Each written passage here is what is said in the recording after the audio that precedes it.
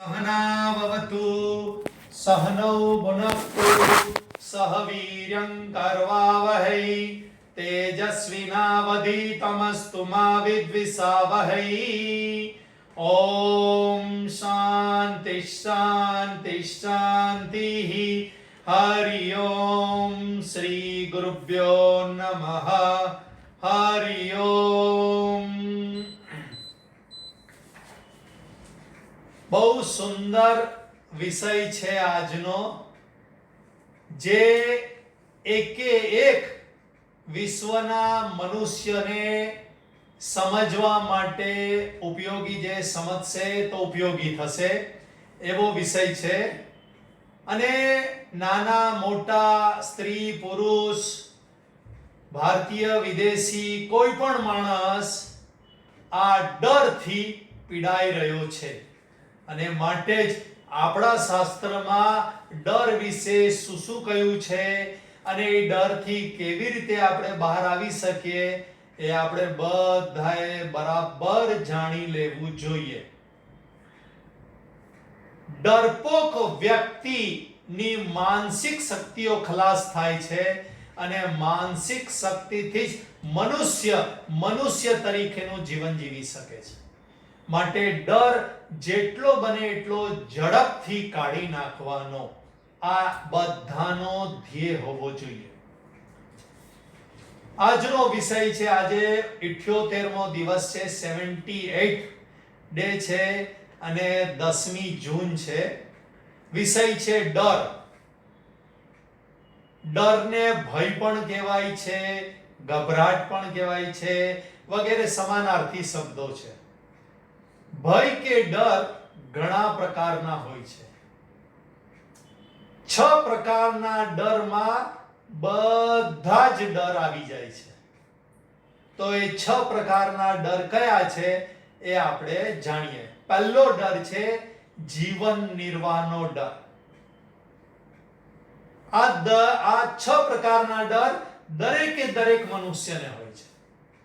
તો સમજી લેજો બરાબર. પહેલો ડર છે જીવન નિર્વાહનો ડર. ખાવું પીવું, રોટી કપડા મકાનનો ડર. રોટી ક્યાં મળશે, કપડું ક્યાં મળશે, ક્યારે મળશે, કેટલું મળશે, મકાન મળશે કે નહીં, આ રોટી કપડા મકાન એટલે કે જીવન નિર્વાહનો ડર. બીજો ડર છે સંપત્તિનો ડર. ભેગું કરી લીધું હોય ને પછી પણ ડર. આપણને એમ હોય કે ભાઈ આટલું ભેગું થઈ જાય એટલે નિશ્ચિંત થઈ જઈશ. ખોટી વાત. સમજશું આપણે. જેટલું વધારે એટલો ડર વધારે. હવે આપણે બધાએ નક્કી કરવાનું છે કે કેટલું વધારવું છે, અને જેટલું વધારવું હોય એટલો ડર વધારે થશે. અને ડર હશે ત્યાં સુધી તમારી માનસિક વિકાસમાં પાપા પગલીની થશે, એટલે માનસિક સ્થિરતા નહીં રહેશે. ડરપોક વ્યક્તિ માનસિક રીતે સ્ટેબલ ન હોય. ને મન જ જરૂરી છે પરમાત્મા પ્રાપ્તિ માટે અને સંસારમાં સફળતા મેળવવા માટે. મનથી જ માણસ સંસારમાં પણ સફળ થાય છે અને પરમાત્મા સાધનામાં પણ સફળ થાય છે. માટે માનસિક શક્તિ બહુ જરૂરી છે અને ડર એ માનસિક શક્તિને જ ખલાસ કરે છે. બીજો ડર સંપત્તિનો ડર. ત્રીજો ડર છે માનહાનિનો ડર, અપમાનનો ડર. મારું માન ખલાસ થશે, મારી કીર્તિ ખલાસ થશે, એને ડર કહેવાય માનહાનિનો ડર. ચોથો ડર છે સ્વજનના વિયોગનો ડર. પાંચમો ડર છે અંધશ્રદ્ધાનો ડર. અને છઠ્ઠો ડર છે મૃત્યુનો ડર. આ 6 પ્રકારના ડરની અંદર બધા ડર આવી જાય છે. આ દરેક ડર કાઢવા માટે થઈને જીવનનો દ્રષ્ટિકોણ બદલવાની જરૂર છે. દ્રષ્ટિકોણ બદલતા બધા પ્રકારના ડર ખલાસ થઈ જાય છે.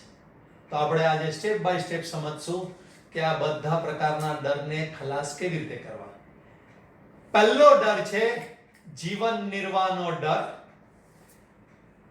આજનો યુવાન ભણે છે કેમ?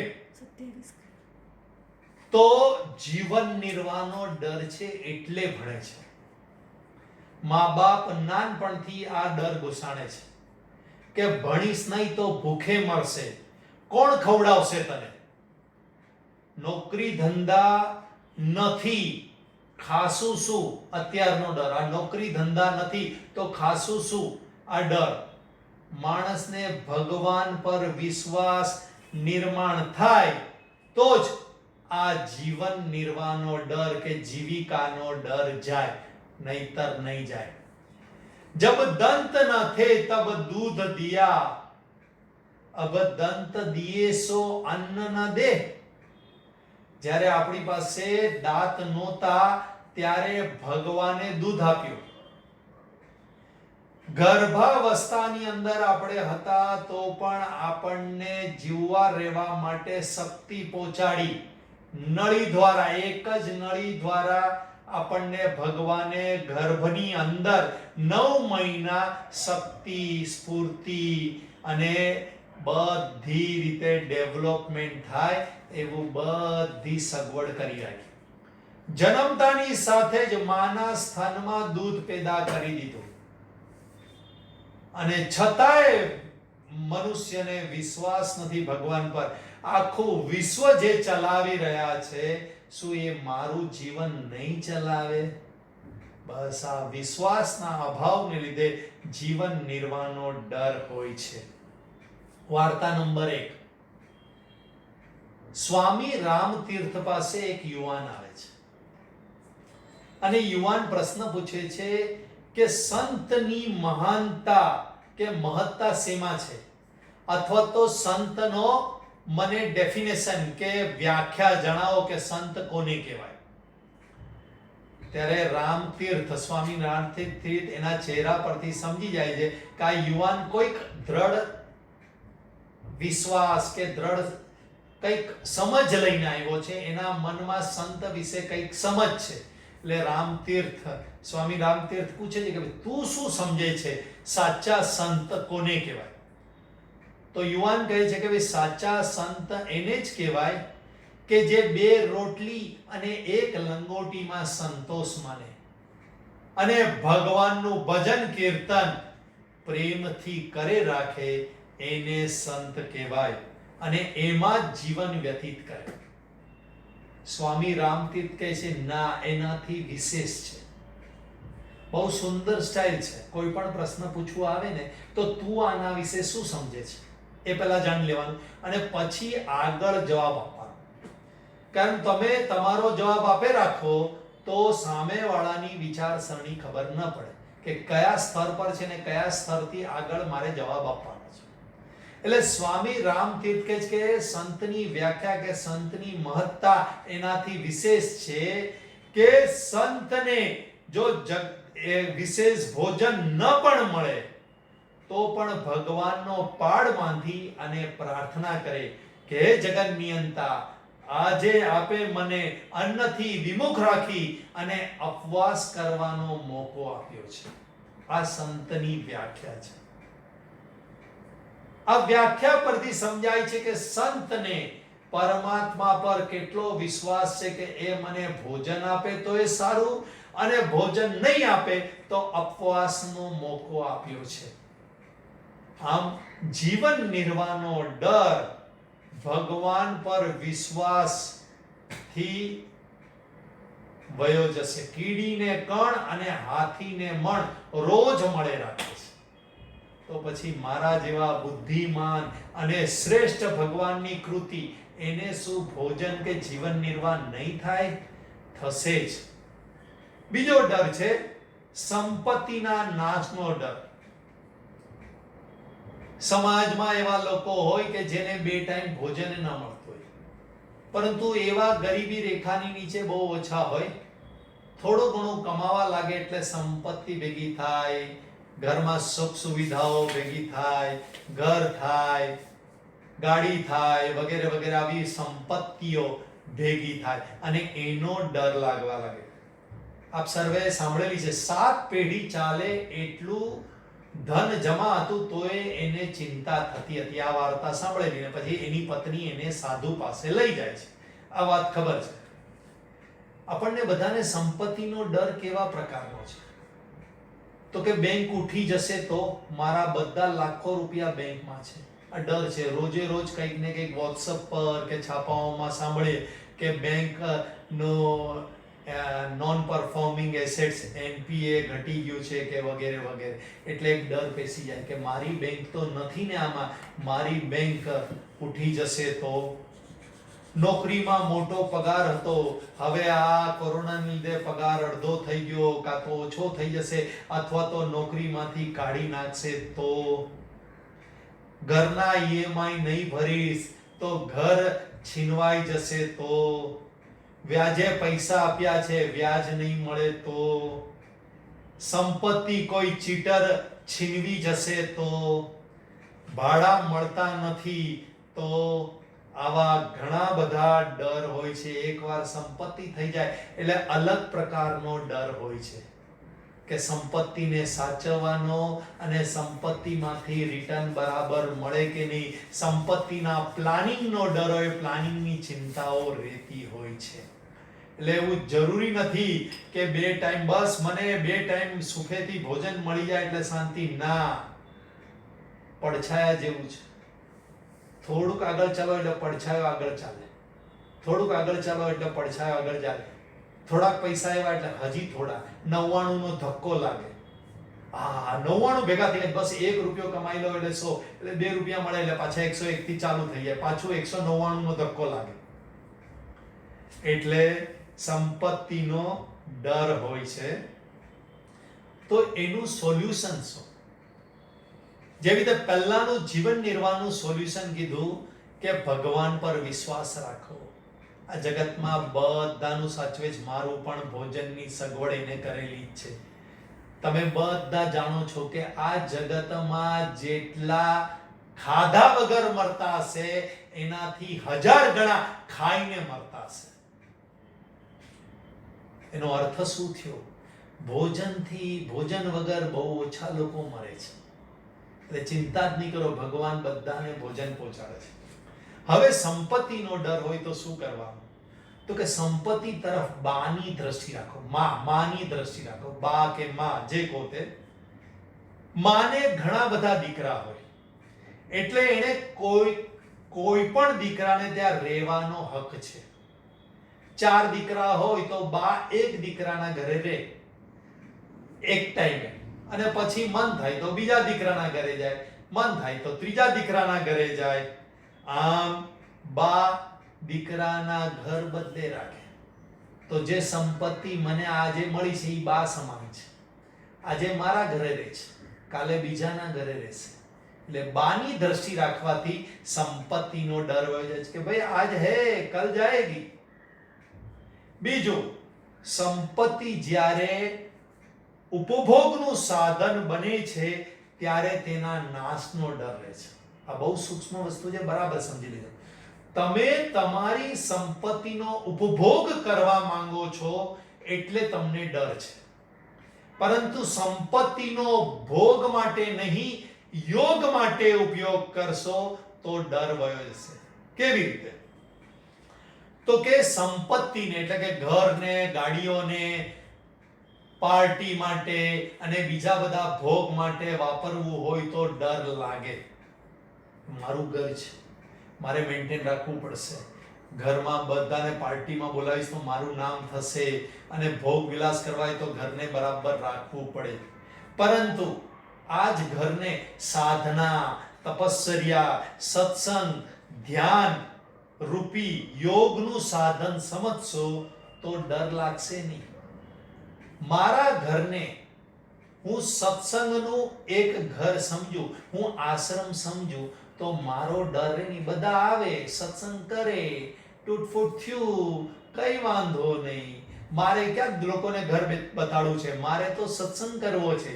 મારે ક્યાં લોકોને ઘર બતાડવું? મારે તો તપશ્ચર્યા કરવી છે. એક બેડરૂમની ઉપર બેઠો છું, ધ્યાન કરું, તપશ્ચર્યા કરું, વાંચન કરું. પછી મારે આ ઘરને સારું દેખાડવું, મેન્ટેન રાખવું. કઈ ઘરમાં તકલીફ પડી તો મને તકલીફ પડશે, આવો કોઈ વિચાર રહે નહીં. એનો અર્થ એમ નથી ઘરને મેન્ટેન ન કરે, પરંતુ ડરથી ઘરને મેન્ટેન ના કરે. ઘરની કિંમત ઓછી થઈ જશે, સારી રીતે મેન્ટેન નહીં કરીશ, આવા કોઈ ડર રહે નહીં. ઘરને યોગનું સાધન બનાવી દો. જેવી રીતે તમે આશ્રમમાં જતા હો યોગ સાધના માટે, તો આશ્રમનો ડર ન હોય. તમને જે રૂમ મળી જે સાથીદાર મળ્યા એની સાથે રહો છો અને 7 દિવસ 10 દિવસ મહિનો જેટલા પણ દિવસ આશ્રમમાં રહેતા હો શાંતિથી રોજ કોઈ ડર નથી. પણ આશ્રમને ખરાબ નથી કરતા, આશ્રમને મેન્ટેન રાખે, પણ ડર નથી આશ્રમનું શું થશે, સારો લાગશે કે નહીં, સારો રહેશે કે નહીં, પૈસા આવશે કે નહીં, પછી એને મેન્ટેન થશે કે નહીં, કઈ ડર નથી હોતો. ત્યાં સાધનામાં આપણે લીન હોઈએ છીએ. રૂમની અંદર હોય કે બહાર હોય, ગમે ત્યાં હોય, સાધનામાં લીન હોય એટલે આપણને ડર રહેતો નથી. બરાબર આ વસ્તુ સમજી લેજો. ઘર કે સંપત્તિને, ગાડી, ઘર વગેરેને આપણે યોગનું સાધન, ધન પણ ખૂબ વધ્યું હોય તો એ સંપત્તિ છે, બેંકમાં છે, એને દાન માટે વાપરવું તો ધનની ચિંતા નહીં. કેમ નહીં? બેંક ઉઠી ગઈ, અરે પણ મારે હતું તો મારે દાનમાં જ આપવું હતું, તો બેંક વાળો લઈ ગયો, ચિંતા શેની? ભાડું આવ્યું તો દાનમાં આપવાનું છે, અને ના આવ્યું તો એ કઈ નહીં, હશે તો આપશું. ઇન્કમ થાય તો ઇન્કમ ટેક્સ હોય, પૈસો હોય તો દાન આપશું, પૈસો ન હોય તો દાન નહીં આપશું. ડર શેનો? ડર જ ન રહે. અને ત્રીજી વસ્તુ, આ બધી સંસારની સંપત્તિ કરતા શ્રેષ્ઠ સંપત્તિને પકડી લો, એટલે કે ગુણ સંપત્તિ, સદગુણ રૂપી સંપત્તિને પકડી લો. હવે એકવાર શ્રેષ્ઠ પકડાઈ જાય પછી નિકૃષ્ટ રહે નહીં. ઘણીવાર ઉદાહરણ આપું છું કે કેરી આવી ગઈ, હવે ગોળ ખાય નહીં કોઈ, રોજ ગોળ ખાતા હોય, હવે કેરી આવી ગઈ, મમ્મી ગોળ નહીં આપ, કેરી છે ને, બસ બહુ થઈ ગયું. એટલે આ બરાબર સમજો કે શ્રેષ્ઠ સંપત્તિ પકડાઈ જોઈએ. મારે તો સદગુણ રૂપી સંપત્તિ જોઈએ, તો પછી આ સ્થૂળ સંપત્તિની બહુ માયા રે નહીં. વાર્તા નંબર 2. સચી કરીને ઇન્દ્રની પત્ની હતી. ઇન્દ્રની પત્નીનું નામ હતું સચી. ખૂબ ધર્મપરાયણ હતી, પરંતુ ઇન્દ્ર ભોગપરાયણ હતો. સંપત્તિનો ઉપયોગ, સ્વર્ગની સંપત્તિનો ઉપયોગ ભોગ માટે વાપરતો હતો. અસુરો સાથે યુદ્ધ થયું, એમાં વત્રાસુરનો ઇન્દ્રએ વધ કર્યો. વત્રાસુર બ્રાહ્મણ હતો, એટલે ઇન્દ્રને બ્રહ્મ હત્યાનું પાપ લાગ્યું, એને કોઢ થઈ ગયો. એની પત્ની સચીએ ખૂબ સેવા કરી, પરંતુ એનો કોઢ સારો થયો નહીં. એટલે બૃહસ્પતિએ સલાહ આપી કે તમે કૈલાસ માનસરોવર ત્યાં જાઓ, શિવજીની તપસ્યા કરો, તો તમારો આ કોઢમાં થોડીક રાહત રહેશે. ઇન્દ્ર ત્યાં ચાલ્યો ગયો. હવે ઇન્દ્ર ગયો એટલે સ્વર્ગમાં અરાજકતા ફેલાઈ ગઈ, બધા મેનેજમેન્ટ અસ્તવ્યસ્ત થઈ ગયું. એટલે બધા ઋષિઓએ નક્કી કર્યું કે ભાઈ આ સ્વર્ગમાં અરાજકતા ફેલાઈ ગઈ છે, પૃથ્વી પર પાણી નથી, અન્ન નથી, લોકો અન્ન અને પાણી વગર તળવળી રહ્યા છે, કારણ શું? ઇન્દ્રદેવ વર્ષા કરે છે, એ તમને ખબર છે. એટલે ઋષિઓએ અયોધ્યા નરેશ નહુસ રાજાને ઇન્દ્રની પદવી આપી દીધી અને સ્વર્ગમાં મોકલ્યો શક્તિ સાથે. હવે આ નહુસ રાજા ઇન્દ્ર બની ગયો, એટલે સચી પર એની નજર બગડી અને એને ઇન્દ્રાણી બનાવવા માટે ખૂબ આગ્રહ કરવા લાગ્યો, જોર જબરજસ્તી કરવા લાગ્યો. સચી બૃહસ્પતિ પાસે ગઈ અને સલાહ પૂછવા લાગી.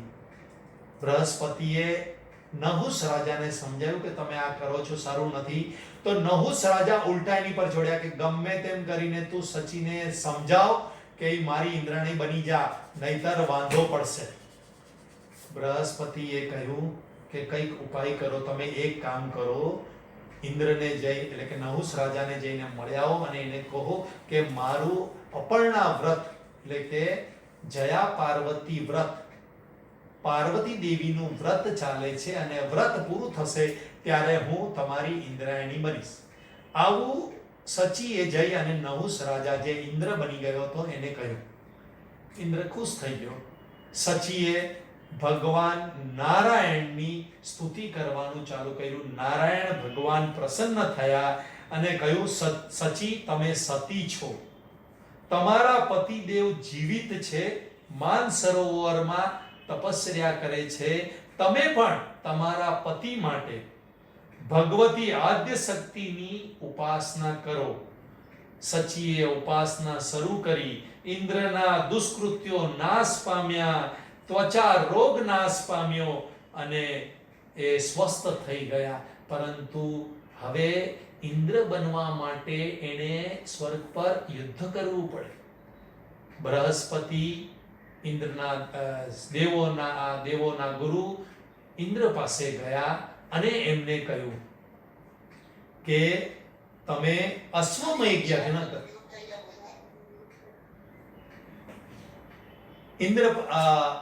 ઇન્દ્ર પાસે ગયા અને કીધું અશ્વમેઘ યજ્ઞ કરો. બૃહસ્પતિ ગુરુએ અશ્વમેઘ યજ્ઞ કરાવ્યા. નહુષ રાજાને હરાવવાનું સામર્થ્ય એની પર આવી ગયું. ચઢાઈ માટે ગયા અને સામે નહુષ રાજાએ સપ્ત ઋષિઓને ઘોડાની જગ્યાએ પોતાના રથ પર જોતર્યા. આ પાપ કર્યું એને અને કોરડા મારવા લાગ્યા. એટલે બૃહસ્પતિએ શ્રાપ આપ્યો કે હે દુષ્ટ, હે ભોગી, જા તને શ્રાપ યોની મળશે. જ્યાં સુધી વ્યક્તિ કોઈ ઋષિ મુનિઓને ત્રાસ નથી આપતો ત્યાં સુધી એ ઋષિ મુનિઓ એને દંડ આપી શકતા નથી. એટલે બૃહસ્પતિ ગુરુ કઈ કરી શકતા નહોતા. એ ભોગી હતો, પરંતુ ભોગ તો સ્વર્ગનો સ્વભાવ છે એટલે એ કઈ કરી શકતા નથી. પણ જે દિવસે એને દુષ્ટ કર્મ કર્યું એનું પતન થઈ ગયું.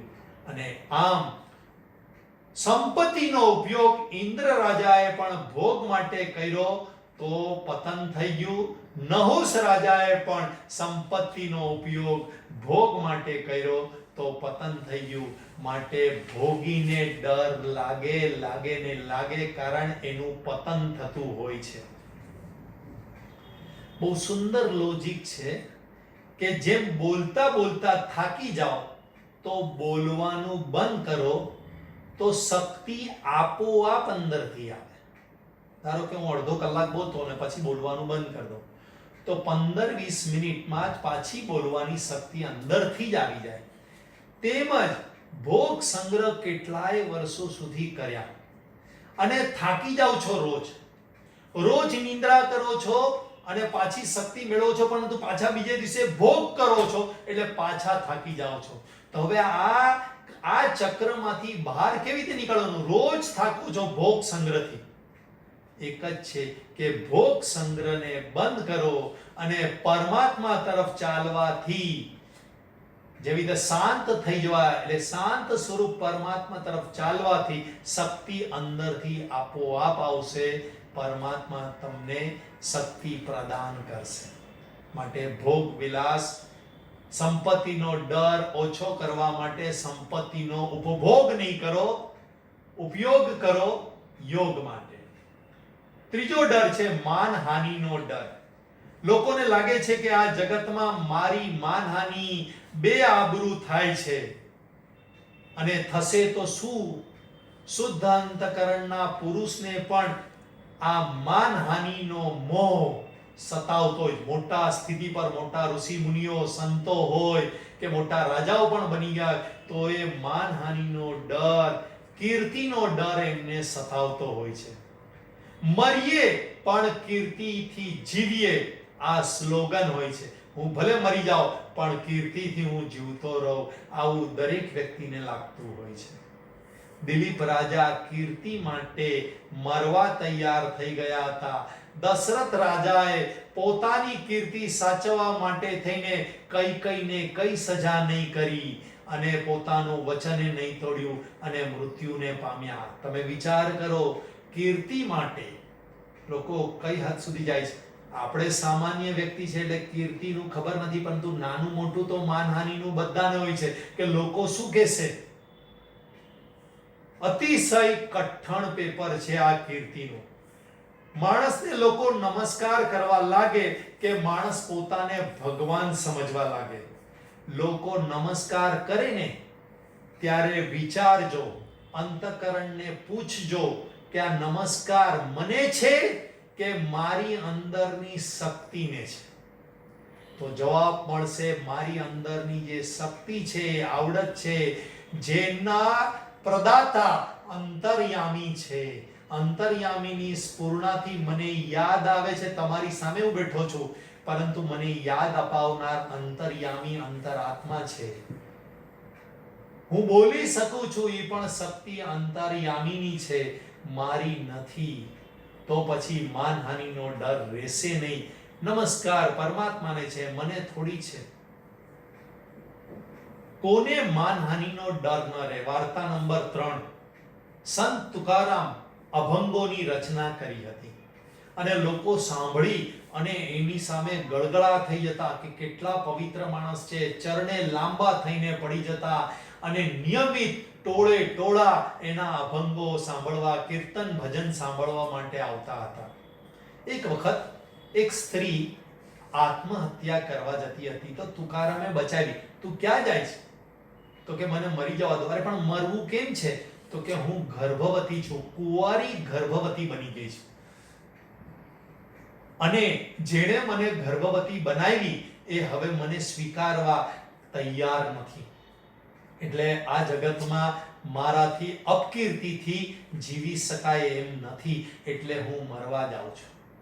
તુકારામ કે આટલી વાત છે, આટલી વાતમાં મરવાની શું જરૂર છે? જા તું લોકોને કહી દેજે હું તારો પતિ છું. સંત મહાત્મા કેટલા શ્રેષ્ઠ હોય છે કે એક સ્ત્રીને બચાવવા માટે અને ગર્ભસ્થ શિશુને બચાવવા માટે થઈને એણે પહેલા તો પોતાની કીર્તિને દાવ પર લગાવી દીધી. છોડ, એક સ્ત્રી બચી જતી હોય તો મારું નામ ભલે આપી દેતી. સ્ત્રી અને અંદરના ગર્ભસ્થ શિશુ તો બચી ગયો. લોકોને ખબર પડવા લાગી. તુકારામને ગધેડા પર કાળું મોઢું કરીને આખા ગામમાં ફેરવવામાં આવ્યો. જે લોકો તુકારામને વળી વળીને ચરણ સ્પર્શ કરતા હતા, ટોળે ટોળા મળી મળીને નમસ્કાર કરતા હતા, ભજન કીર્તન કરતા હતા, વાહવા કરતા હતા, એ જ લોકો આજે એની બદનામી કરી રહ્યા છે. સામે મળે તો મોઢું ફેરવી રહ્યા છે. તુકારામ ખુશ હતા. તુકારામે ભગવાનની સામે કીધું, ઓહો કેટલું સારું થઈ ગયું. લોકો ટોળે ટોળા મળતા હતા તો હું તારી સાથે વાતો કરી શકતો નહોતો.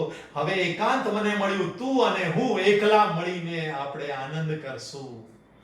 અને તુકારામ માનહાનિનો ડર નહોતો એટલે આનંદમાં જીવી શક્યા. અને અંતે જ્યારે લોકોને ખબર પડી સાચી વાત ત્યારે ફરીથી માફી માંગવા આવ્યા. તુકારામને પહેલા માન આપતા હતા ત્યારે પણ સમત્વ, અપમાન કરતા હતા ત્યારે પણ સમત્વ, અને ફરીથી માફી માંગવા આવ્યા ત્યારે પણ સમત્વ હતું.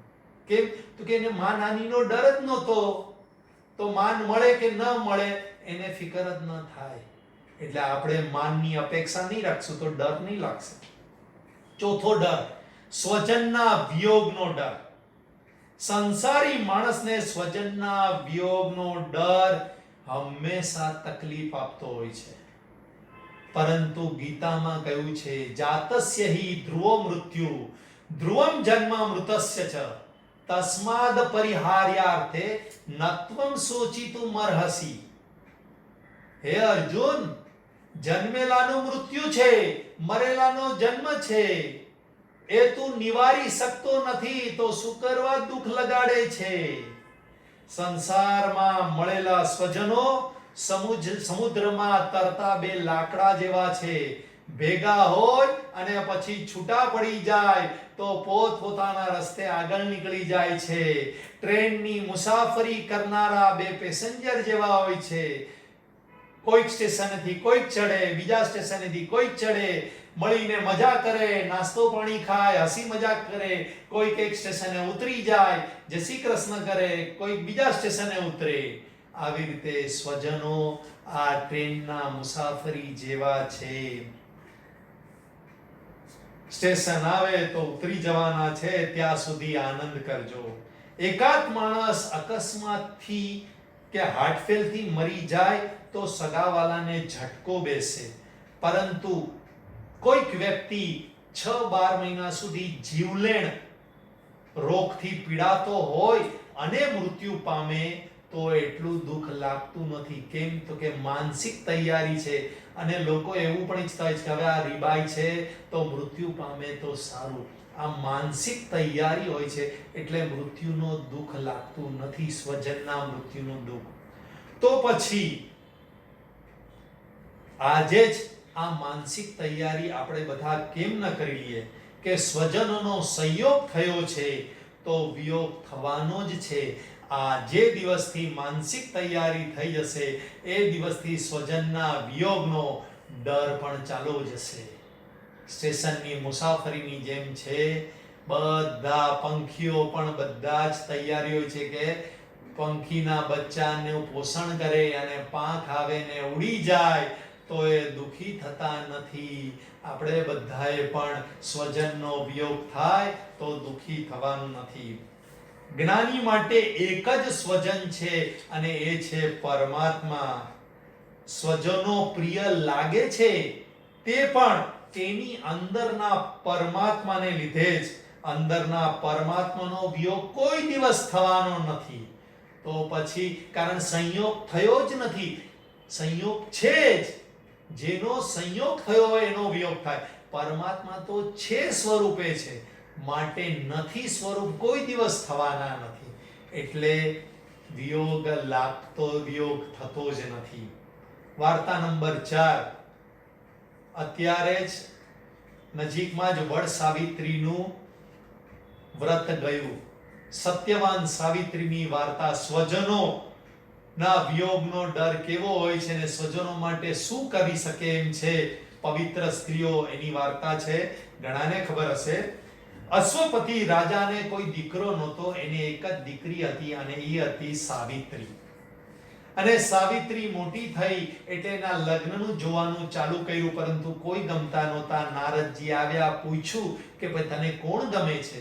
તો એણે કીધું મને સત્યનિષ્ઠ, ચારિત્રવાન, સત્યવાન મને ગમે છે અને હું મનથી જ એને પરણી ચૂકી છું. અને પિતાએ સત્યવાનનું ભવિષ્ય ભાખવાનું કીધું. નારદજીએ કીધું કે 1 જ વર્ષની એની ઉંમર છે. હવે તમે વિચારી લો, એની સાથે પરણવું છે તો 1 જ વર્ષમાં સાવિત્રી વિધવા થઈ જશે. સાવિત્રી કે લાંબુ જીવન જીવવું એના કરતા સારું જીવન જીવવું એ વધારે મહત્વનું મારી પાસે. મારે 1 વર્ષ પણ હું સારું જીવન જીવી શકું સારા વ્યક્તિના સંગમાં, એ જ મહત્વનું છે. લાચાર, તુચ્છ, સંસારીના સંગમાં મારે નથી રહેવું. અને એણે લગ્ન કર્યા. મૃત્યુનો સમય નજદીક આવ્યો એટલે એણે સાવિત્રી માતાનું વ્રત લીધું અને એ પતિની સંગમાં ને સંગમાં રહેવા લાગી.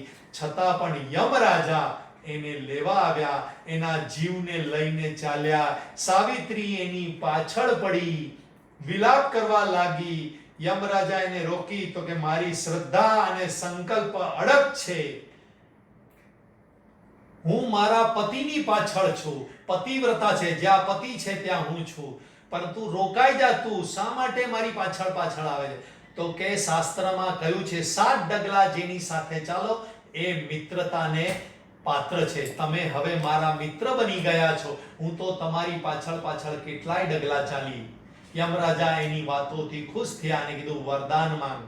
સાવિત્રીએ વરદાન માંગ્યું કે મારા સસરાનો અંધાપો છે એ દૂર થઈ જાય અને એને સૂર્ય જેવી તેજસ્વી આંખો મળે. યમરાજા કે તથાસ્તુ. આગળ ચાલ્યા. સાવિત્રી પાછળ પાછળ ચાલી. યમરાજા કહે પાછળ કેમ આવે? તો કે તમે મને મારા પતિની પાછળ જતા તો રોકી ન શકો. તો કે હવે સંસારીઓની હદ પૂરી થઈ. તો કે ભલે પૂરી થઈ, હું તો ચાલવાની. ફરીથી ખુશ થયા. બીજું વરદાન માંગવાનું કીધું. તો કે સસરાનું ગયેલું રાજ્ય પાછું આપી દો. તથાસ્તુ. ફરીથી પાછી સાવિત્રી પાછળ ચાલે છે અને ફરીથી વરદાન માંગવાનું કહે છે.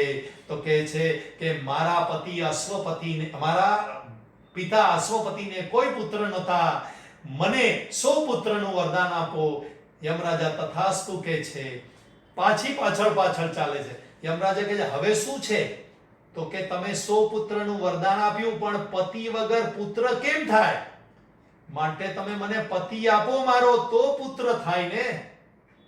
યમરાજા એની ચાતુર્યથી, એની સ્વજન નિષ્ઠાથી, પતિની નિષ્ઠા, સાસુ સસરા અને સાસુની સસરાની નિષ્ઠાથી, પિતાની નિષ્ઠાથી ખુશ થયા અને એને એનો પતિ પાછું આપે છે. 400 વર્ષનું રાજ્ય જીવન આપે છે અને એ સાવિત્રી ખુશખુશાલ થઈને રહે છે. અને એટલે જ આજે પણ સ્ત્રીઓને વડ સાવિત્રીનું વ્રત કરાવવામાં આવે છે.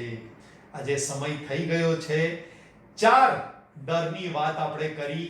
પહેલો ડર જીવન નિર્વાહનો ડર, બીજો સંપત્તિના નાશનો ડર, ત્રીજો ડર માનહાનિનો ડર અને ચોથો ડર સ્વજનના વિનાશનો નાશનો ડર. બરાબર ધ્યાનમાં રાખજો. આવતીકાલે બહુ સુંદર બે ડરની વાત કરશું. આવતીકાલે તો અલગ છે, પણ એના પછીના દિવસે અ, અંધશ્રદ્ધાનો ડર અને મૃત્યુનો ડર આખો વર્ગ એમાં જશે. બરાબર ધ્યાનમાં રાખજો અને યાદ કરીને હાજર રહેજો. મૃત્યુનો ડર બહુ વિસ્તારથી સમજવાનો છે. હવે આવતીકાલે જે આ 10 વિષય થયા 10 દિવસમાં, એના માટે 10 જણ બોલવાના છે. તો સાધકો પોતાના અનુભવ કહેશે, તો ચોક્કસ આ વિષયનું રિવિઝન જેવું પણ થશે અને એમાંથી લોકો શું શીખ્યા છે એ પણ સાંભળવા મળશે. તો ચોક્કસ આવજો. હવે બે વિષય છે રહ્યા. આજનો વિષય ડર અને એક ધ્યાનનો વિષય, જે શ્રી કૃષ્ણ પરમાત્માનું ધ્યાન કરાવ્યું હતું. જેને લાલા પ્રત્યે પ્રેમ હોય એ વિષય પર પોતાના અનુભવ કહી શકે એમ છે. એટલે શ્રી કૃષ્ણનું ધ્યાન જે કરાયું એના પર કોઈ પણ બોલી શકે પોતાના અનુભવ, કે પોતાને શું ભાવ આવ્યો અને આજના વિષય પર બોલી શકે છે. તો આશાબેનને નામ લખાવજો. આવતીકાલે બરાબર 4 માં 10 કમે 5 માં 10 કમે હાજર રહેજો. હરિઓમ.